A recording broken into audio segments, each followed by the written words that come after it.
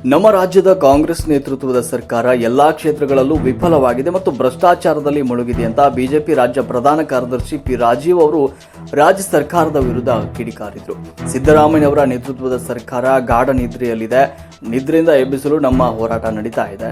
ಇದು ಇಬ್ಬರ ವಿರುದ್ಧ ಅಲ್ಲ, ಕಾಂಗ್ರೆಸ್ ಸರ್ಕಾರದ ವಿರುದ್ಧ. ಅವರು ಪಟ್ಟಣದ ಸಮೀಪವಿರುವ ಮಾಜಿ ಶಾಸಕ ಮಸಾಲ ಜಯರಾಮ್ ರವರ ಫಾರ್ಮ್ ಹೌಸ್ನಲ್ಲಿ ಏರ್ಪಡಿಸಲಾಗಿದ್ದ ಮೈಸೂರು ಚಲೋ ಪೂರ್ವ ಸಿದ್ಧತಾ ಸಭೆಯ ನಂತರ ಮಾತನಾಡಿದರು.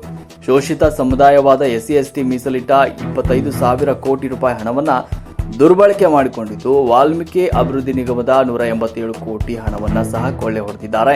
ಚುನಾವಣಾ ಸಮಯದಲ್ಲಿ ಈ ಹಣವನ್ನು ಅಕ್ರಮವಾಗಿ ಬಳಸಿಕೊಂಡು ಲೂಟಿ ಮಾಡಿದ್ದಾರೆ. ರಾಜ್ಯದಲ್ಲಿ ಪ್ರಸ್ತುತ ಅತಿವೃಷ್ಟಿ ಮತ್ತು ಬರದಂತಹ ಪರಿಸ್ಥಿತಿಯಲ್ಲಿ ಈ ಸರ್ಕಾರ ಸಂತ್ರಸ್ತರ ನೆರವಿಗೆ ಬಾರದೆ ನಿರ್ಲಕ್ಷ್ಯವನ್ನು ತೋರಿದೆ. ಇಂತಹ ಲಜ್ಜೆಗೆಟ್ಟ ಸರ್ಕಾರವನ್ನು ನಾವು ಸ್ವತಂತ್ರ ಬಂದಾಗಿನಿಂದಲೂ ನೋಡಿಯೇ ಇಲ್ಲ ಅಂತ ಕಿಡಿಕಾರಿದ್ರು. ಇನ್ನು ಕಾರ್ಮಿಕ ವರ್ಗಕ್ಕೆ ಮೀಸಲಿಟ್ಟಂತಹ ಕಟ್ಟಡ ಕಾರ್ಮಿಕರ ಕಲ್ಯಾಣ ನಿಧಿಯನ್ನ ಕೂಡ ದುರ್ಬಳಕೆ ಮಾಡಿಕೊಂಡು ಹಣವನ್ನು ಕೊಳ್ಳೆ ಹೊಡೆದಿದೆ. ಇಂತಹ ವಿಚಾರ ಮುಂದಿಟ್ಕೊಂಡು ಜನರಿಗೆ ಇವರ ಹಗರಣಗಳನ್ನು ಹಾಗೂ ಅಕ್ರಮಗಳನ್ನು ಮನದಟ್ಟು ಮಾಡಲು ಈ ಪಾದಯಾತ್ರೆಯನ್ನ ಮೈಸೂರಿನಿಂದ ಬೆಂಗಳೂರಿಗೆ ಹಮ್ಮಿಕೊಂಡಿದ್ದೇವೆ ಅಂತ ಹೇಳಿದರು. ಪಾದಯಾತ್ರೆಯಲ್ಲಿ ತುರುವೇಕೆರೆ ವಿಧಾನಸಭಾ ಕ್ಷೇತ್ರದಿಂದ 2,000 ಜನರನ್ನು ಸೇರಿಸುವ ನಿರೀಕ್ಷಿಸಲಾಗಿದೆ. ಇದರ ಪೂರ್ಣ ಜವಾಬ್ದಾರಿಯನ್ನು ಮಾಜಿ ಶಾಸಕ ಮಸಾಲ ಜಯರಾಮ್ ಅವರಿಗೆ ವಹಿಸಲಾಗಿದ್ದು, ಒಂದೊಂದು ವಿಧಾನಸಭಾ ಕ್ಷೇತ್ರಕ್ಕೆ ಒಂದು ದಿನ ನಿಗದಿಪಡಿಸಲಾಗಿದ್ದು, ಆಯಾ ಕ್ಷೇತ್ರದ ಜನ ಭಾಗವಹಿಸಲು ಮನವಿಯನ್ನು ಮಾಡಿದರು. ಸುಮಾರು 135 ಕಿಲೋಮೀಟರ್ ಪಾದಯಾತ್ರೆ ಸಾಗಲಿದ್ದು, ಈ ಸರ್ಕಾರ ನಡೆಸಿರುವ ಹಗರಣ ಹಾಗೂ ಎಸ್ಸಿ ಎಸ್ಟಿ ನಿಗಮಗಳ ಹಣವನ್ನು ದುರ್ಬಳಕೆ ಮಾಡಿಕೊಂಡಿದ್ದು, ಇದು ಜನರಿಗೆ ತಲುಪಿಸುವಂಥ ಕೆಲಸವನ್ನು ಮಾಡುವುದು ನಮ್ಮ ಗುರಿಯಾಗಿದೆ.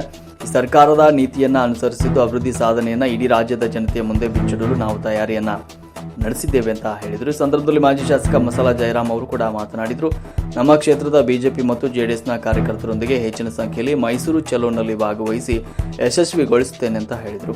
ಸಂದರ್ಭದಲ್ಲಿ ಮಾಜಿ ವಿಧಾನ ಪರಿಷತ್ ಸದಸ್ಯರಾದ ಎಂಡಿ ಲಕ್ಷ್ಮೀನಾರಾಯಣ್, ಮಾಜಿ ಶಾಸಕರಾದ ಮಸಾಲ ಜಯರಾಮ್, ಹಾಸನ ಜಿಲ್ಲಾ ಅಧ್ಯಕ್ಷರಾದ ಎಸ್ ನಾಗೇಂದ್ರ, ಜಿಲ್ಲಾ ಪ್ರಧಾನ ಕಾರ್ಯದರ್ಶಿ ಗಂಗರಾಜು, ಜಿಲ್ಲಾ ಕಾರ್ಯದರ್ಶಿ ಕೆಂಪೇಗೌಡ, ಜಿಲ್ಲಾ ಉಪಾಧ್ಯಕ್ಷರಾದ ವಿಜಯ್ ಕುಮಾರ್ ಹಾಗೂ ಅನಿತಾ ನಂಜುಂಡಯ್ಯ, ಮಹಿಳಾ ಮೋರ್ಚಾದ ಚೂಡಾಮಣಿ ಸೇರಿದಂತೆ ಬಿಜೆಪಿಯ ವಿವಿಧ ಮೋರ್ಚಾಗಳ ಪದಾಧಿಕಾರಿಗಳು ಹಾಗೂ ಕಾರ್ಯಕರ್ತರು ಉಪಸ್ಥಿತರಿದ್ದರು. ವರದಿ ಸುರೇಶ್ ಬಾಬು ಎಂ, ತುರುವೇಕೆರೆ.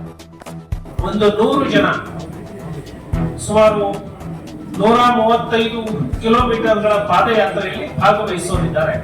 ಆ ಮೂಲಕ ಈ ಸರ್ಕಾರದ ಹಗರಣ, ಈ ಸರ್ಕಾರದ ಎಸ್ಸಿ ಎಸ್ಟಿ ವಿರೋಧಿ ನೀತಿಯನ್ನ, ರೈತ ವಿರೋಧಿ ನೀತಿಯನ್ನ, ಅಭಿವೃದ್ಧಿ ಶೂನ್ಯ ಸಾಧನೆಯನ್ನ ಇಡೀ ರಾಜ್ಯದ ಜನತೆಗೆ ತಿಳಿಸುವಂತಹ ಪ್ರಯತ್ನವನ್ನ ಬಿಜೆಪಿ ಮಾಡುತ್ತೆ.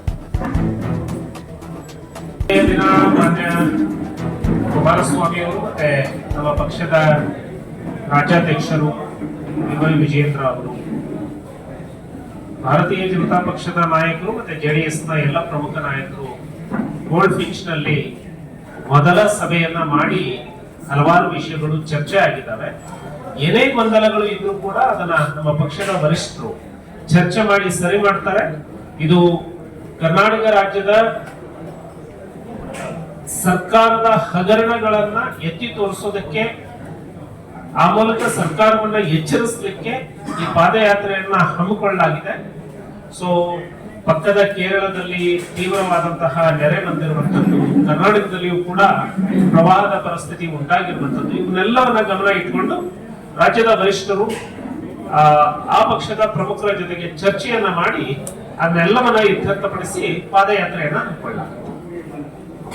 ಅದನ್ನ ಪಕ್ಷದ ವರಿಷ್ಠರು ಚರ್ಚೆ ಮಾಡಿ ತೀರ್ಮಾನವನ್ನ ತೆಗೆದುಕೊಳ್ತಾರೆ.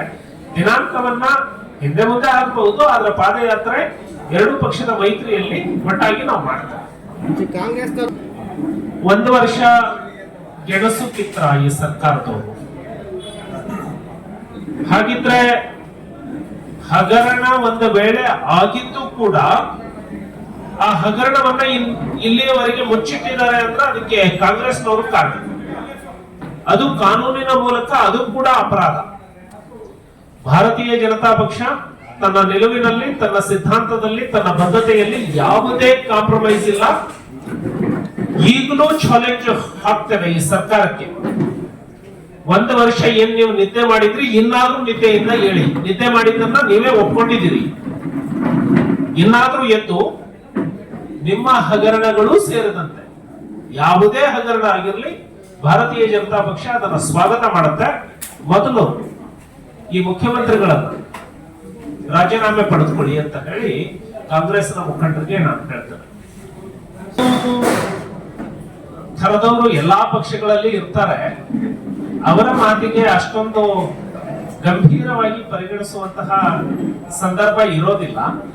ಹಾಗಾಗಿ ಅದಕ್ಕೇನು ಅಷ್ಟು ಸೀರಿಯಸ್ ಆಗಿ ಸರ್ ಯತ್ನಾಳ್ ಅವ್ರು ಪದೇ ಪದೇ ಅವರು ನಿಮ್ಮ ಪಕ್ಷದ ವಿರುದ್ಧನೇ ಮಾಡ್ತಿರ್ತಾರೆ, ಯಾವುದೇ ಕ್ರಮ ಯಾಕೆ ಆಗ್ತಾ ಇಲ್ಲ?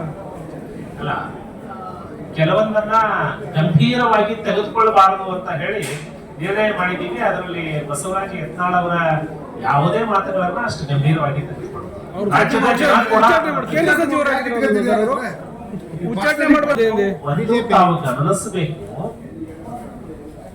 ಯಾವುದಕ್ಕೆ ಸೀರಿಯಸ್ ಆಗಿ ರಿಯಾಕ್ಟ್ ಮಾಡಬೇಕು, ಕೆಲವೊಂದನ್ನ ನೆಗ್ಲೆಕ್ಟ್ ಮಾಡಬೇಕು ಅಂತ. ಸೊ ಸೀರಿಯಸ್ ಆಗಿ ಅಡ್ರೆಸ್ ಮಾಡುವಷ್ಟು ಗಂಭೀರ ಅಂತ ಹೇಳಿ ಅನಿಸಿಲ್ಲ.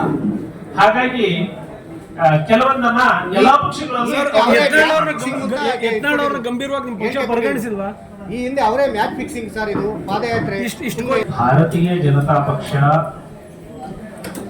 ಎಲ್ಲ ವಿಚಾರಗಳನ್ನ ವರಿಷ್ಠರು ಸೂಕ್ಷ್ಮವಾಗಿ ಗಮನಿಸ್ತಿರ್ತಾರೆ.